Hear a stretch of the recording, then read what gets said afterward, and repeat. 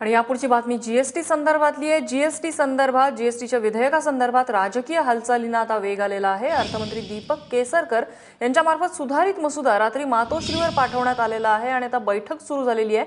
सुभाष देसाई, मिलिंद नार्वेकर यांची अर्थमंत्री मुनगंटीवार यांच्यासोबत बैठक सुरू असल्याचं समजतंय।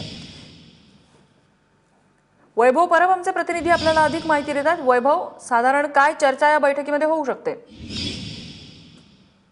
आपण पाहतोय की जीएसटी संदर्भात स्वतः सुधीर मुनगंटीवार आहेत, ते मातोश्रीवर प्रेझेंटेशन देऊन गेले आणि त्यानंतर काल रात्रीच ही भेट आहे ती होणार होती।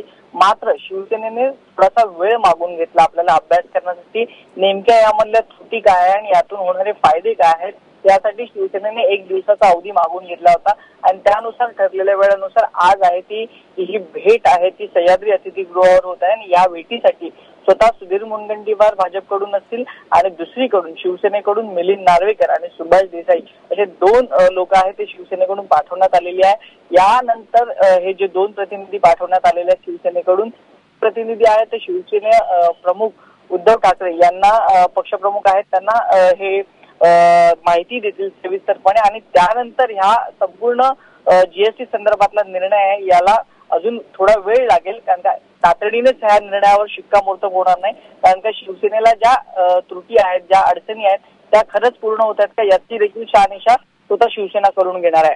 नम्रता, वैभव, तू या बैठकीकडे लक्ष ठेवून राहास, अपडेट्स तुझ्याकडून घेत राहू। तुर्तास धन्यवाद तू दिलेल्या माहितीबद्दल।